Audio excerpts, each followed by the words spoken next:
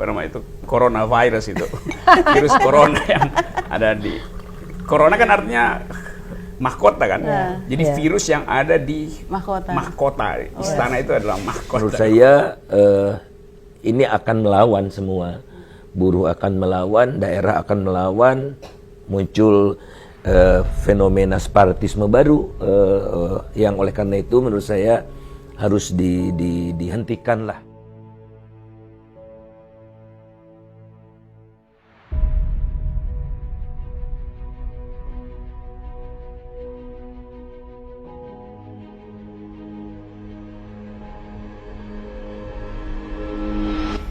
Nah, saya kasih semacam pengantar sebelum kita berdiskusi bahwa negara ini didirikan dengan dalil keadilan sosial yang sangat kuat itu. Dan itu yang sebetulnya jadi semacam pengikat ideologi di antara negara dan rakyat tuh.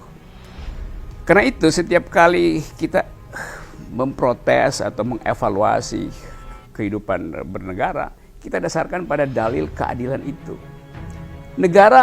Negara itu bentukan artifisial. Negara itu yang natural adalah kehidupan bersama tuh. Negara itu artifisial, dibuat, tidak alamiah. Tapi justru yang dibuat itu dimaksudkan untuk mempercepat distribusi keadilan. Nah, sebetulnya tanpa negara juga kita bisa hidup. Kalau negara bilang ekonomi tumbuh 4%, itu bukan karena fungsi negara, tapi karena fungsi primer kita sebagai konsumer, sebagai produser. Yang diasuh oleh alam, kita bisa menghasilkan sama-sama 4%. Jadi negara dihadirkan, kita sama-sama hadirkan negara untuk memperbanyak kemakmuran dan mempercepat distribusi keadilan. Jadi itu filosofi kita bernegara sebelum kita masuk pada soal teknikalitas. Nah, soal itu yang ingin kita tagih sebetulnya dari pemerintah. Mengapa distribusi keadilan tidak terjadi, jumlah kemakmuran berkurang gitu. Padahal kita tahu konstitusi mewajibkan presiden hanya dua hal. Satu adalah cerdaskan kehidupan bangsa. Dua, pelihara orang miskin itu. Yang terjadi hari ini adalah memang anak didik kita makin cerdas dalam menghafal nama-nama ikan. Tetapi indeks kecerdasan di bidang ilmu dasar itu jauh turun di dalam statistik Asia. Demikian juga soal fakir miskin tuh. Fakir miskin itu dipelihara sehingga dia bertambah itu. Jadi bukan dirawat tapi dibikin lebih banyak gitu. Ini semua berhubungan dengan kebijakan negara, dengan kegagalan kebijakan negara.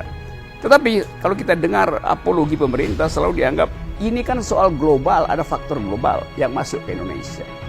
Nah, pertanyaannya apakah kita bukan partisipan dalam proyek global itu? Kenapa kita salahkan globalisasi itu atau global politics atau global economics itu? Lain kalau kita autarki sehingga kita diintervensi oleh yang global, maka kita salahkan yang global. Memang ada faktor global, tapi kita ada di dalam soal itu.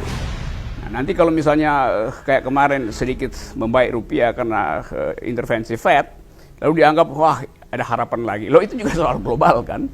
Jadi apa sebetulnya fungsi negara supaya kita tahu ada harapan ke depan, baik pada era pemerintahan berikutnya, tapi yang lebih penting adalah kita mau membaca rasa keadilan itu dari subjektivisme kita sebagai warga yang menginginkan Indonesia tumbuh adil, makmur, dan merata tuh. Nah, kita nggak mau ucapkan suara mak-mak karena suara mak-mak tiap hari udah ada di koran, tapi suara lain dari publik yang concern terhadap kehidupan bersama sebagai power of state-nya ditambah power of corporation sekarang. Nah, jadi terjadilah shifting itu yang cukup dalam, pendelemnya ke arah power of state plus power of corporation at the cost of power of society. Tercermin di dalam rancangan omnibus itu kelihatan sekali. Jadi apapun dilakukan untuk memberikan investasi yang sebesar-besarnya, membuka investasi sebesar-besarnya, apapun dikasih, pajak dikasih, diturunkan, ada super tax deductible, ada tax holiday 20 tahun, nanti pemilik lahan batubara tidak dibatasi lagi lahannya, kemudian perpanjangan otomatis, macam-macam gitu. Sementara yang dari buruh akan diambil, diutak-atik, pesangon. Betul banyak masalah di buruh ini, tapi rohnya itu. Jadi diambil dari buruh, diambil dari pemerintah daerah, karena pemerintah daerah ini pengacau dianggapnya. Oleh karena itu kewenangan daerah harus dialihkan ke pusat, dan soal lingkungan juga mengganggu, sehingga dipermudahlah dimensi lingkungan yang selama ini dipandang mengganggu. Jadi yang diutamakan korporasi, yang diambil, dicerabut adalah buruh. Faisal menemukan satu konstruksi teoritik yang mau menjelaskan mengapa era ini publik itu disingkirkan, bukan sekedar disingkirkan, tapi dibikin lemah untuk dihisap gitu. Oleh negara biasa tuh. Tapi kemudian buku tadi menambahkan satu faktor baru, soal korporasi itu bersekutu dengan negara. Itu yang kita mau periksa tuh. Apakah korporasi mensponsori negara atau negara juga yang menggait korporasi untuk menghasilkan hukum semacam omnibus law itu. Dan ditambahkan lagi tadi soal kampus yang seharusnya bereaksi jadi antibodi untuk ketidakadilan, justru dihegemoni oleh arogansi rektor. Jadi yang arogan itu bukan sekedar birokrasi, rektor pun arogan. Padahal fungsi rektor adalah memungkinkan mahasiswa mengucapkan alternatif gitu. Itu yang nggak terjadi. Ajaib sekali ini negeri ini dengan segala macam virus, dan kita mau lihat itu satu persatu hari ini pelan-pelan. Jadi kalau boleh saya tuntaskan Pasti satu boleh. kalimat, Indonesia ini kalau pakai terminologinya Acemoglu dan Robinson, itu mengarah ke kondisi despotis Leviathan. Buset Apa loh. itu?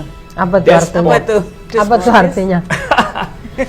Despot itu orang yang nggak peduli aturan itu, despot. Jadi fatwa dia, dalil dia itu datang dari keinginannya itu despot. Leviathan itu makhluk besar yang menguasai rakyat sehingga nggak mungkin diganggu. Itu dibayangkan sebagai serigala gede itu dalam teori Thomas Hobbes itu. Oke, jadi itu gabungan antara despot dan Leviathan. Wah itu Wih, serem amat ya. Parah banget dong. itu mungkin nggak bisa diledakkan dengan nuklir itu, karena jadi kita bayangkan kalau despot dan Leviathan bersatu, itu keadilan nggak mungkin diucapkan, pasti nggak mungkin muncul. Semacam dalam ilmu fisika itu semacam black hole, lubang hitam, di mana cahaya nggak bisa keluar dari massa itu karena gravitasinya kuat sekali. Sedemikian kuat gravitasinya sehingga cahaya pun nggak bisa keluar dari situ. Bayangin, bukan sekedar disinari, cahaya nggak mampu keluar. Nah itu yang kita mau lihat sekarang. Kenapa cahaya keadilan nggak bisa keluar dari istana itu?